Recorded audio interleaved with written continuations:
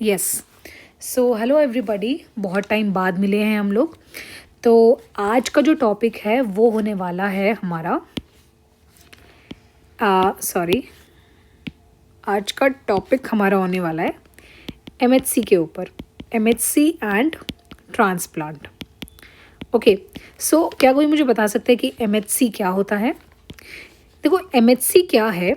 MHC हमारा एक molecule है जिसके जो जीन्स हैं वो क्रोमोसोम नंबर 6 पे होते हैं। That is like short segment of chromosome 6 में हमारे एमएचसी के मॉलिक्यूल्स के जीन होते हैं। ठीक है, अब एमएचसी मॉलिक्यूल है क्या? एमएचसी मॉलिक्यूल का काम क्या है?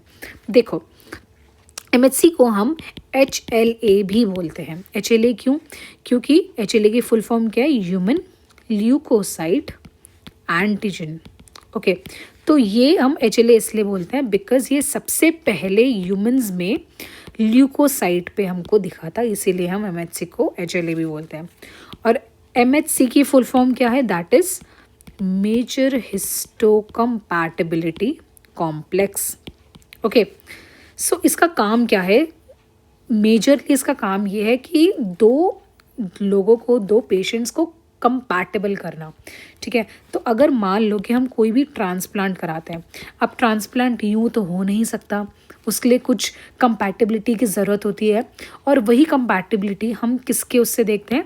एमएचसी के उससे देखते हैं कि अगर एमएचसी कंपैटिबल हुआ तो ग्राफ्ट एक्सेप्ट हो जाएगा, वरना ग्राफ्ट का रिजेक्शन होगा।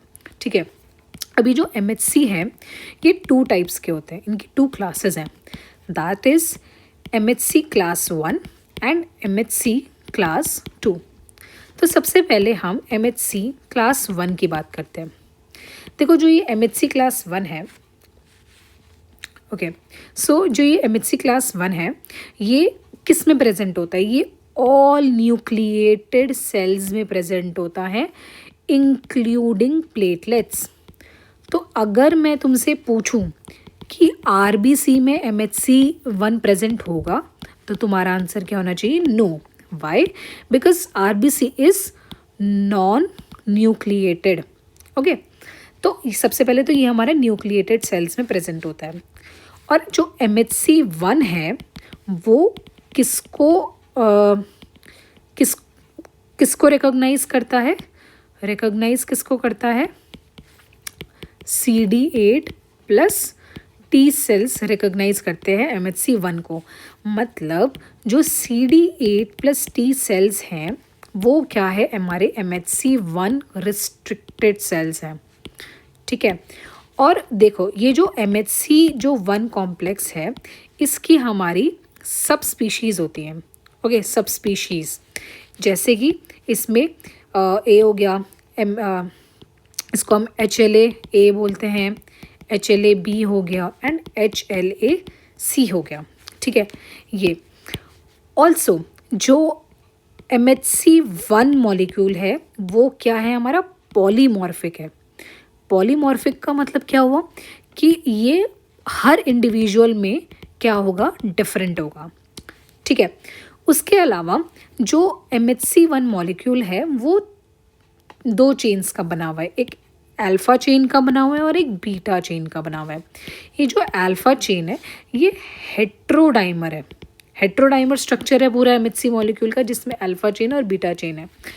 अल्फ़ा चेन भी 3 टाइप की है, α1, α2 एंड α3। और बीटा चेन कौन सी है हमारी? Beta microglobulin chain.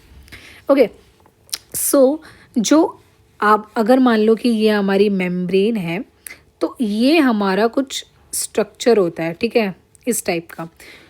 ये हमारा मान लो बीटा माइक्रोग्लोबुलिन हो गया, है ना, α3 हो गया, α1 एंड α2।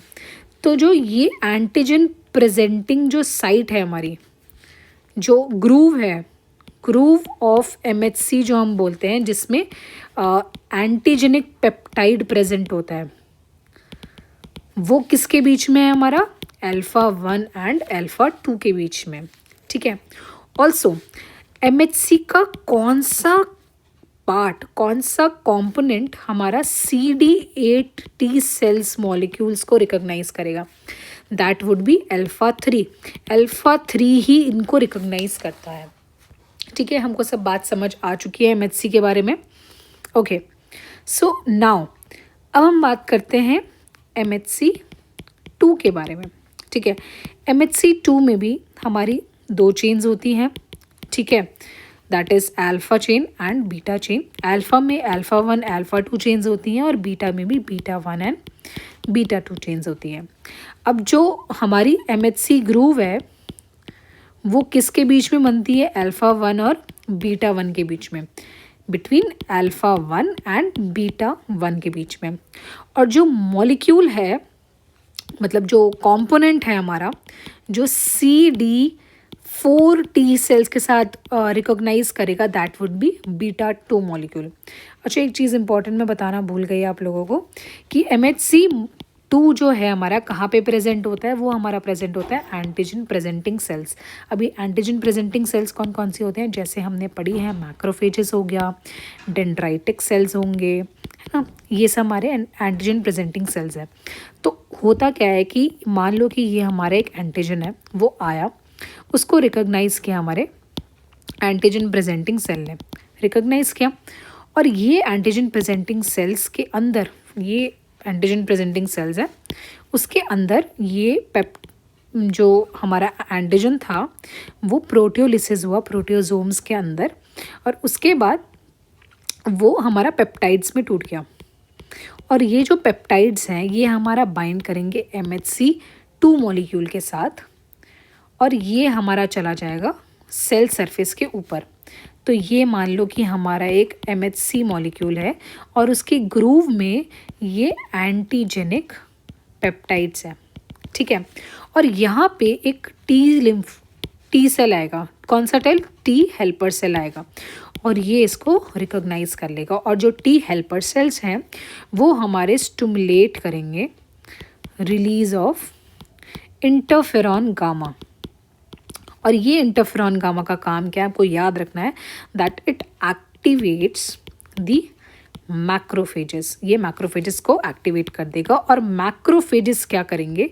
ये फेगोसाइटोस कर लेंगे। फेगोसाइटोसिस का काम होता है मैक्रोफेजेस का। ठीक है, ऑल्सो एक और इम्पॉर्टेंट बात, हाँ, कि MHC जो 2 मॉलिक्यूल है वो हमारा रिकॉग्नाइज करता है किसको? CD4 T हेल्पर सेल्स को। ठीक है, इसीलिए हम कहते हैं कि जो CD4 T हेल्पर सेल्स हैं वो हमारे MHC 2 रिस्ट्रिक्टेड सेल्स हैं। ओके, और MHC 2 जो है मॉलिक्यूल, इसकी सब स्पीशीज़ में हमारे पास DP, DQ एंड DR, ये सब स्पीशीज़ हैं। ठीक है, और मैंने आपको इनकी चेन्स के बारे में बता ही दिया है कि अल्फ़ा 1 अल्फ़ा 2 होती है, बीटा 1 बीटा 2 हो गया। ठीक है, ये सब। तो this is all about the MHC molecule. तो एक बार ही दोबारा से रिवाइज कर लेते हैं। MHC थोड़ा पास ला देती हूँ मैं इसको। ओके,